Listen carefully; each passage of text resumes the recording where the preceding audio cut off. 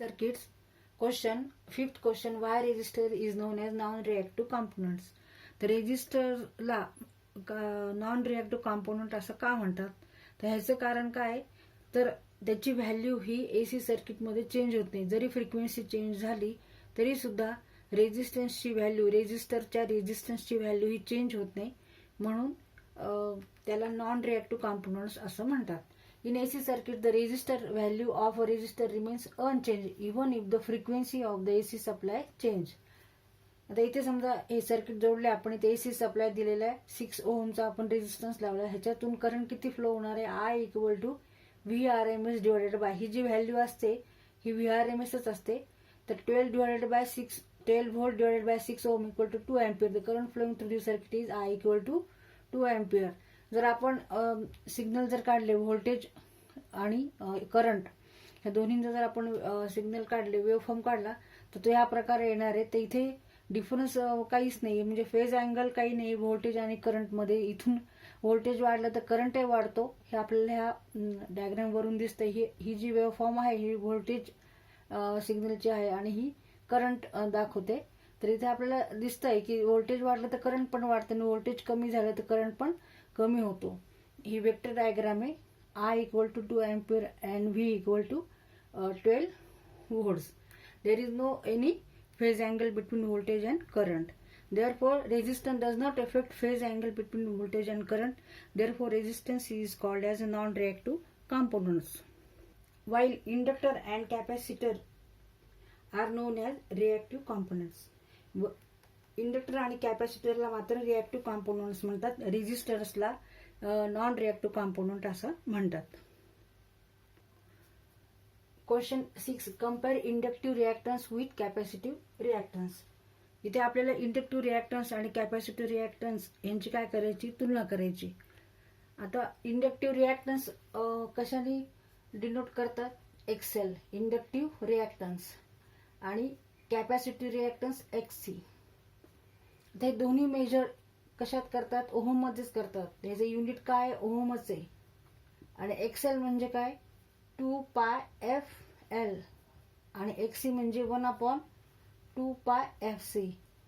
तर इथे मात्र एक्सएल आणि एक्ससीची व्हॅल्यू ही फ्रिक्वेन्सी चेंज झाली सर्किटमधली, एसी सर्किटमधली, तेव्हा काय होतं, ह्यांची व्हॅल्यू सुद्धा काय होते, चेंज होते. कारण XL is directly proportional to F. Frequency increases, XL value of inductive reactance also increases. XL is directly proportional to frequency. तसंच XC is inversely proportional to frequency. इथे फ्रिक्वेन्सी वाढवली तर इथे व्हॅल्यू ऑफ कॅपॅसिटी रिॲक्टन्स कमी होणार आहे, आणि frequency कमी केली तर वाढणार आहे, आणि फ्रिक्वेन्सी जास्त केली तर XC कमी होणार आहे, आणि फ्रिक्वेन्सी कमी केली तर XC वाढणार आहे. आणि इथे मात्र फ्रिक्वेन्सी वाढवली एक्सेल वाढणार, फ्रिक्वेन्सी कमी केली एक्सेल कमी होणार. आणि दोन्हींचं युनिट काय आहे, ओहमच आहे. आणि रिॲक्टन्स म्हणजे काय, no capacity reactance. Capacity reactance म्हणजे काय, जेव्हा आपण कॅपॅसिटर हा एसी सर्किटमध्ये जोडू तेव्हा it is a resistance to AC which is called reactance. आता जेव्हा आपण कॅपॅसिटर हा डीसी मध्ये जोडू, आता डीसी मध्ये फ्रिक्वेन्सी कशी असते, झिरो असते फ्रिक्वेन्सी. त्याच्यामुळे इथे काय, 1 डिवायडेड बाय 0 इक्वल टू काय होणार आहे, इन्फिनिटी.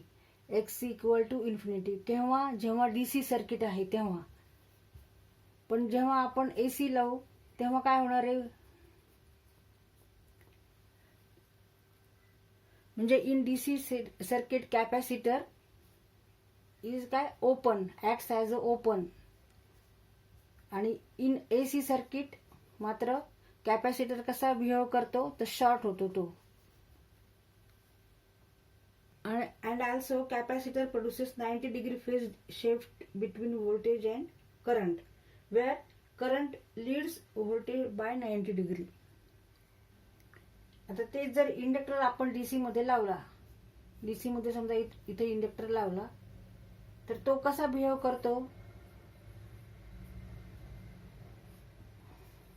डीसी सप्लाय आणि हा इंडक्टन्स आहे. तर इथे मात्र इंडक्टर हा काय होतो, डीसी मध्ये शॉर्ट होतो. कारण आपल्याला माहिती XL cap inductive reactance equal to 2πfc. In DC F equal to 0, frequency 0 आहे, त्याच्यामुळे एक्सेल इक्वल टू ऑल्सो 0. मग ह्यावेळेस इंडक्टर कसा ऍक्ट करतो तर शॉर्ट होतो तो. पण तेच जर आपण एसी मध्ये इंडक्टर लावला, ते जर आपण इथे एसी सप्लाय घेतला आणि इंडक्टर लावलेला आहे, त्यावेळेस मात्र इंडक्टर कसा होतो, ओपन होतो. तेव्हा इथे लाईट ग्लो होत नाही, नो लाईट, कारण करंट वाहत नाही.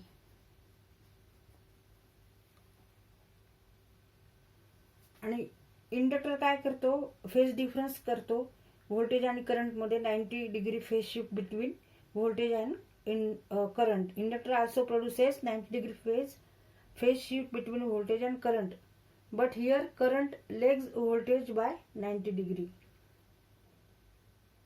म्हणजे इथे इंडक्टर इन डीसी सप्लाय काय होतो, डीसी सप्लाय असेल तेव्हा inductor acts like a wire आणि लॅम्प हा सारखा काय होतो, ग्लो होतो. पण एसी सप्लाय मध्ये inductor acts as a open, there is no flow in current in a circuit.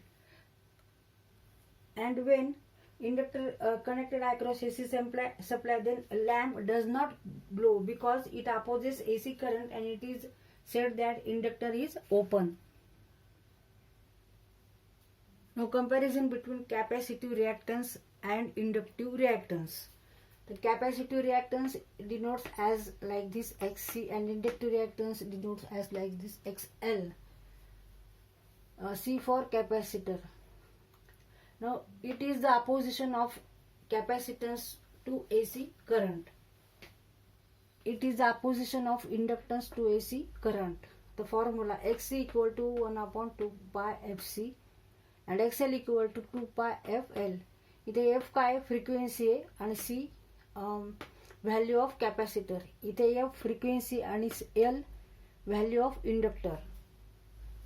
आणि XL काय आहे तर इंडक्टिव्ह रिॲक्टन्स. एक्सी काय आहे तर कॅपॅसिटिव्ह रिॲक्टन्स. आणि ह्या दोन्हींचं युनिट काय सारखं आहे, ओहम, कारण हे रेझिस्टन्स आहेत. It is the opposition of capacitance to AC currents. आता त्यामुळे आपण ह्या फॉर्म्युलावरून आपण काय लिहू शकतो, इट इन्क्रीजेस म्हणजे capacitive reactance increases for lower values of capacitor. कॅपॅसिटरची जर व्हॅल्यू कमी असेल तर कॅपॅसिटिव्ह रिॲक्टन्स काय होणार आहे, वाढणार आहे. तसंच it increases for lower frequency. Frequency low असेल तर कॅपॅसिटिव्ह रिॲक्टन्स हे वाढणार आहे, इन्क्रीज होणार आहे. It increases for lower frequency and also it increases for lower values of capacitor. तसं इथं it decreases for lower values of inductor. इंडक्टरची व्हॅल्यू जर लो असेल तर इंडक्टिव्ह रिॲक्टन्स पण लो असणार आहे. आणि फ्रिक्वेन्सी जर हाय असेल तर त्याची व्हॅल्यू पण इथे इंडक्टिव्ह रिॲक्टन्सची वाढणार आहे. फ्रिक्वेन्सी हाय तर इंडक्टिव्ह रिॲक्टन्स पण वाढणार आहे. नंतर voltage lags to the current by 90 degree. इकडे voltage leads to the current by 90 degree. मग आता हे डायग्राम काढली, vector diagram. VC legs IC by 90 and VL leads IL by 90. म्हणजे जसं आपण म्हणतो रेझिस्टन्सची व्हॅल्यू वाढली की करंट हा सर्किटमधून काय होतं, कमी फ्लो होतो, कमी वाहतो. तसंच इथे सुद्धा XC आणि XL जर वाढले तर ते काय करतात, म्हणजे त्यांची व्हॅल्यू जर वाढली ह्याचा अर्थ काय, करंट सुद्धा हा कमी होणार आहे. आणि आपल्याला हा फॉर्म्युला पाठ करावा लागणार आहे. कॅपॅसिटिव्ह रिॲक्टन्स इक्वल टू 1/2 पाय FC आणि XL इक्वल टू 2 पाय FL. आणि ते F काय फ्रिक्वेन्सी आणि C काय व्हॅल्यू ऑफ कॅपॅसिटर, जो आपण सर्किटमध्ये कॅपॅसिटर लावलाय त्याची ही व्हॅल्यू आहे. आणि इथे L काय आहे तर व्हॅल्यू ऑफ इंडक्टर आणि F काय आहे तर फ्रिक्वेन्सी आहे. तर हे लक्षात ठेवा, हे दोन्ही फॉर्म्युले तुम्ही पाठ करा. ह्याच्यावरूनच आपल्याला ह्या 2-3 आपल्याला कंपॅरिझन कळतं. कारण XC increases when F decreases. Frequency for lower frequency value of capacity reactance increases. तसंच for lower values of capacitor value of capacity reactance increases.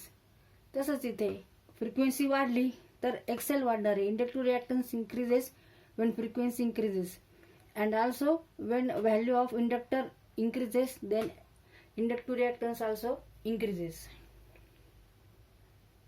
तर इथे कॅपॅसिटरला आणि इंडक्टरला दोन्ही कंपोनंट्सला काय म्हणतात, रिॲक्टिव्ह कंपोनंट्स म्हणतात. कारण त्यांचा ते जर सर्किटमध्ये जोडले तर त्यांचा इफेक्ट होतो सर्किटमध्ये. जेव्हा करंट वाहतो त्या करंटवर त्यांचा इफेक्ट होतो.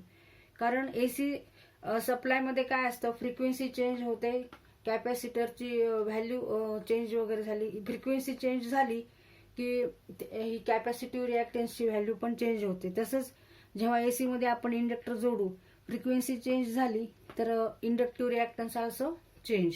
त्याच्यामुळे त्यांचा इफेक्ट होतो. म्हणून ह्या दोन्ही कॉम्पोनंटला काय म्हणतात, रिॲक्टिव्ह कॉम्पोनंट असं म्हणतात.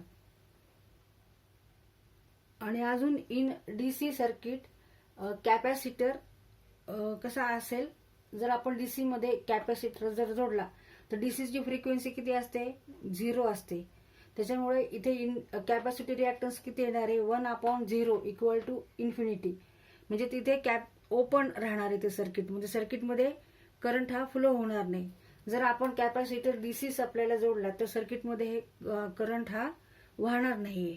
पण जेव्हा आपण इंडक्टर हा डीसी सप्लाय मध्ये जोडू, इंडक्टर जर आपण डीसी सप्लाय मध्ये जोडला तर डीसीची फ्रिक्वेन्सी 0 असते. म्हणजे value of inductive reactance also 0. म्हणजे तिथे रेझिस्टन्स काहीच नाहीये, असं अपोज काहीच नाहीये. त्याच्यामुळे ते ऍक्ट लाईक अ वायर. इथे इंडक्टर कसा ऍक्ट करतो, वायर सारखा. त्याच्यामुळे तिथे करंट हा फ्लो होतो. म्हणजे जेव्हा आपण इंडक्टर हा डीसी मध्ये जोडू तेव्हा inductor act like a wire. आणि जेव्हा आपण कॅपॅसिटर हा एसी सप्लाय मध्ये जोडू तेव्हा मात्र capacitor acts as a short. म्हणजे कॅपॅसिटर एसी शॉर्ट असं आपण म्हणू शकतो. पण तेच जर इंडक्टर हा जर आपण एसी सप्लाय मध्ये लावला तर त्यावेळेस काय होतं, तो ओपन आहे. तर आपण काय म्हणू शकतो, inductor is AC open. Inductor is AC open and capacitor is AC short. हीच डायग्राम इथे आपण अशी